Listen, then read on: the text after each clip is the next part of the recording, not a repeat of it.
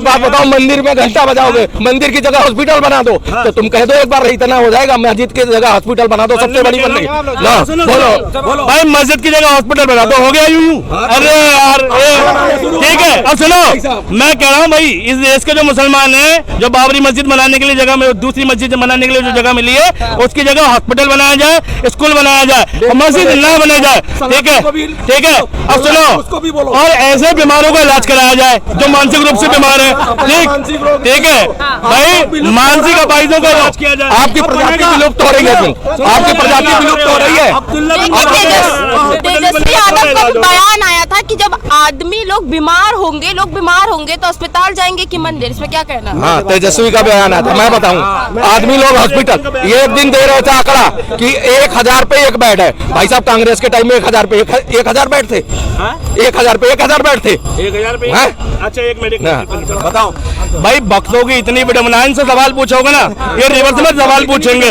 ठीक है, अरे 9 साल से बीजेपी की सरकार है। ठीक है, कांग्रेस ने जो बना के दिया था कमी थी, सरकार बदल गई। अरे बीजेपी बनाए ना, क्यों नहीं बना रही? ठीक है, सुनो, एक मिनट। कोविड में मेरे पिताजी, ये इनको पता नहीं, मैं बता रहा हूँ, मेरे पिताजी यूपी में रहता हूँ मैं, सुनो, नोएडा में रहता हूँ। नोएडा में फोर्टिस हॉस्पिटल है और बगल में तुम्हारा वो है शांति गोपाल हॉस्पिटल है। मेरे पिताजी को अटैक पड़ा शांति गोपाल से लेके दिल्ली ये लाल बहादुर शास्त्री अस्पताल तक। ठीक है, लाने के लिए मुझे 17,000 रुपए देने पड़े एम्बुलेंस के। ठीक है, और वही चीज दिल्ली में फ्री है। शीला दीक्षित और कांग्रेस की वजह से तो फ्री है, यूपी में क्यों नहीं मिली? और सुनो, सरकारी एम्बुलेंस आई नहीं, हमारे यहाँ आज भी नहीं आती। खोड़ा के अंदर, खोड़ा गाजियाबाद की कॉलोनी, खोड़ा की सारे बच्चे एजुकेशन के लिए दिल्ली पे डिपेंड। सारा गाजियाबाद, मैं बता रहा हूँ, 70% दिल्ली में पड़ता है। सारा गाजियाबाद 70% इलाज दिल्ली में कराता है। क्यों इतनी अच्छी सुविधा मोदी जी ने यूपी में क्यों नहीं करा दिया? ठीक है, जनता लगातार सवाल उठा रही है कि ये पैसा शिक्षा और अस्पताल में क्यों नहीं इस्तेमाल? जैसे इन्होंने लाइन बदली, मैं बदलता हूँ। ये लोग वही हैं जो सेना से सबूत मांगते हैं। इनको मिसाइल पे बांध के भेजो ना एक बार वहाँ पे पाकिस्तान में, सबूत लेके आएंगे, डाटा लेके आएंगे वहाँ से। यही जवाब है, उल्टे सुल्टे जवाब देते हो। कांग्रेस से मांगते, ये तो कहाँ गया, वो हमारे किसको दिया था मैंने? ये ऐसे देशभक्त है, इन्हें वंदे मातरम याद नहीं होगा, राष्ट्रीय गान याद नहीं होगा। ठीक है, अब सुनो, और ये कल वंदे मातरम सुना रहे थे। ये जो कहा है ना, ये शीला दीक्षित की, तो शीला की कांग्रेस ने दिलवाया है। 15 साल की शीला की जवानी और 57 साल की मुन्नी बदनाम हो गई। अब इनको कुछ नहीं होने वाला है, अब इनको कुछ नहीं होने वाला है। ये शीला दीक्षित के गुणगान करे, चाहे कांग्रेस से करे, इनसे कुछ होने वाला। ये वही लोग हैं जो मोदी से जलते हैं, सिर्फ वही है, मोदी से जलते हैं। मोदी ने, ये वही लोग हैं जो देश की तरक्की से जलते हैं, जो देश के डेवलपमेंट से जलते हैं। हम तो मोदी से जल रहे हो, तुम देश से जल रहे हो, तुम भारत से जल रहे हो, तुम भारत की तरक्की। देशद्रोही गद्दार कहते हैं तुम लोगों को। मोदी जी से क्यों जलेंगे वो? ये मोदी जी के कार्य शक्ति से, कार्य क्षमता से, मोदी जो काम किया है, देश को जो नाम बनाया, ये कर रहा है। ये इन लोगों को कुछ न विजन है, न काम करने की क्षमता है, कुछ करने, सिर्फ मोदी को विरोध करना। और देश की जनता ने ठान चुका है, मोदी है तो मुमकिन है, और मोदी की गारंटी बोलेगी और 400 पार करेगा। जो पावर में है, मोदी है तो मुमकिन है, उसकी गारंटी। तुम देश के विरोधक हो। ठीक है, जिस दिन देश के बारे में सोचोगे ना, हॉस्पिटल के बारे में बोलोगे, ये कह रहे सेना में मिसाइल बांध के भेज दो। अरे आरएसएस वाले बजरंग दल वालों को भेज दो वहाँ पर, रात दिन दंगा यही मचाएंगे, कभी बॉर्डर पे भी भेजो। क्या समाज के लिए काम करता है ना, कुछ नहीं कर पाओगे। आरएसएस कोरोना में घर घर जाके काम किया था, क्या बात करते हैं आप? आरएसएस जैसा संगठन नहीं है कोई, क्या बात करता है? क्या लगता है 100 चार्टर्ड फ्लाइट जाने वाली है अयोध्या 22 जनवरी को, तो यही विपक्ष लगातार सवाल उठा रहा है कि पहले कोविड के समय में जब इतने लोग मर रहे थे तो तब क्यों नहीं किया? सब गलत है ये। गलत है। मोदी से अपनी इमेज बनाने के लिए, मैं हूँ सबको हिटलर टाइप है मोदी। इसकी पार्टी वाले अपोजिशन सुब्रमण्यम स्वामी का इंटरव्यू देखो आप, वो बिल्कुल अगेंस्ट है मोदी के। मोदी को एबीसी नहीं पता, अनपढ़ गवार है मोदी, इकोनॉमिक्स में 0 है। अच्छा, सुब्रमण्यम स्वामी का इंटरव्यू आया था। बिल्कुल आया, जेन्युइन बात। पर लोग लगातार बोल रहे हैं कि मंदिर बन रहा है तो रोजगार बढ़ेगा, टूरिज्म बढ़ेगा। नहीं ऐसा मैडम, कुछ नहीं है। किसका रोजगार बढ़ेगा? मोदी का। जो ट्रस्ट वाले वहाँ अरबों रुपये के जमीन खरीदे हैं, उनका बिजनेस बढ़ेगा, गरीब आदमी का बिजनेस नहीं बढ़ेगा। आज जंतर मंतर पर, शर्मा जी, जंतर मंतर पर आज पूरा देश के यूनिवर्सिटी के बंदे आए थे और मोदी के खिलाफ नारा गया था। क्यों? कि मोदी जी यूनिवर्सिटी को प्राइवेट में ले जा रहे हैं। उनको पूछा जाए, इनको जानकारी है उस बात को।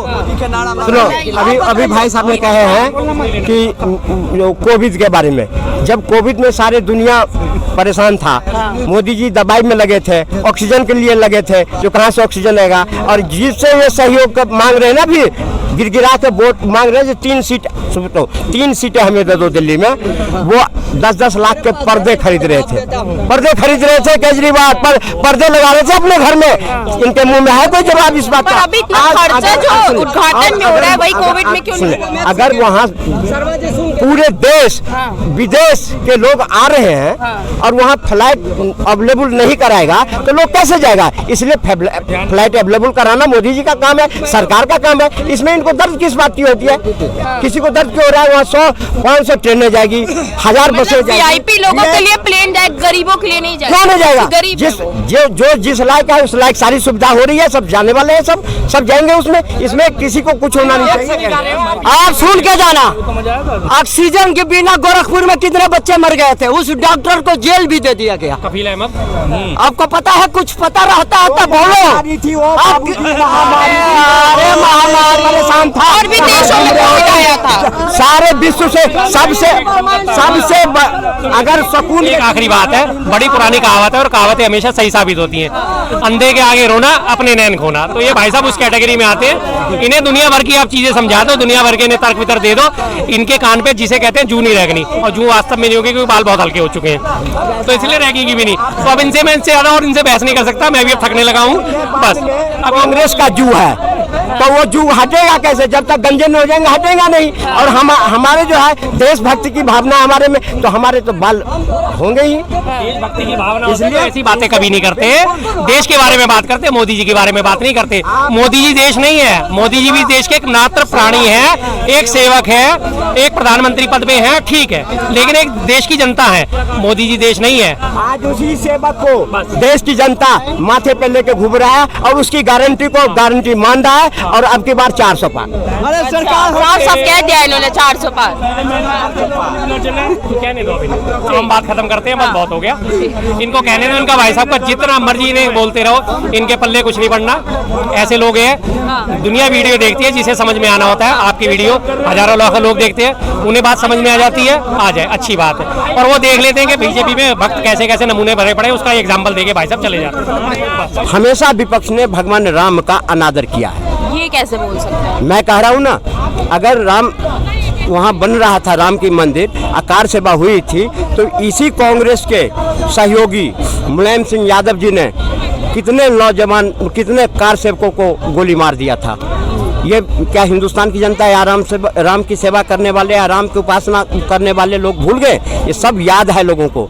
जो और यही लालू प्रसाद यादव है जो लाल कृष्ण आडवाणी जी के रथ यात्रा को समस्तीपुर में रोका था। तो सदा ही आज लगभग जब से राम मंदिर का आंदोलन चला है, बीजेपी राम मंदिर का सहारा लेकर के आज 2 सीट से 330 सीट पर पहुंचा।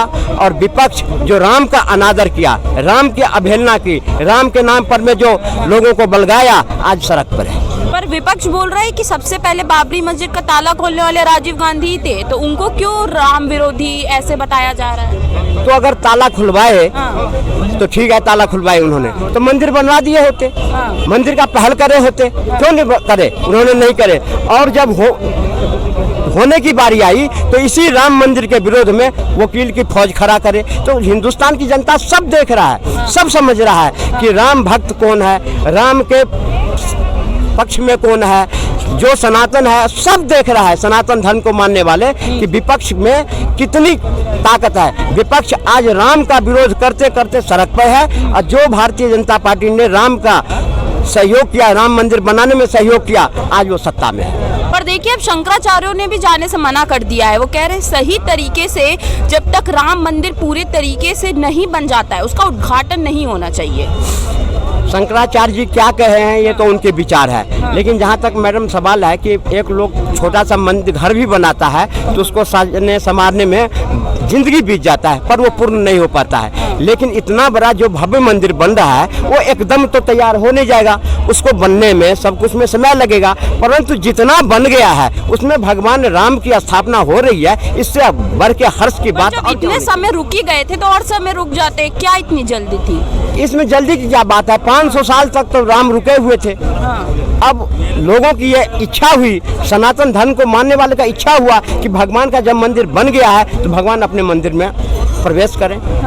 तो बीजेपी वालों ने खुद एक पोस्ट डाला था जिसमें लिखा था कि बी से 22 और जे से जनवरी और पी से प्राण प्रतिष्ठा। तो क्या इस सोच समझ के 22 जनवरी का डेट दिया गया है? आंदोलन का रूपरेखा खड़ा करने वाला विश्व हिंदू परिषद, भारतीय जनता पार्टी या संत समाज है। तो अगर उन्होंने ये डाले तो क्या बुरा किए, सही किए उन्होंने। जितने भी कार्यक्रम हो रहे हैं सब सनातन धर्म के इच्छा अनुसार हो रहा है। इसमें विपक्ष को सिर्फ एक ही दिख रहा है कि मेरे जो वोट बैंक था वो खिसक रहा है और वो उसे कुछ मिलने वाला नहीं है। वो सब समझ चुका है देश की जनता, और उसे कुछ मिलने वाला, वो चाहे जाए या न जाए उससे कोई फर्क नहीं पड़ता है। वो जाते तो सहानुभूति राम का उनके ऊपर में कोई कृपा होता, पर उन्होंने नहीं जा रहे तो राम की कृपा को से विमुख हो रहे हैं वो।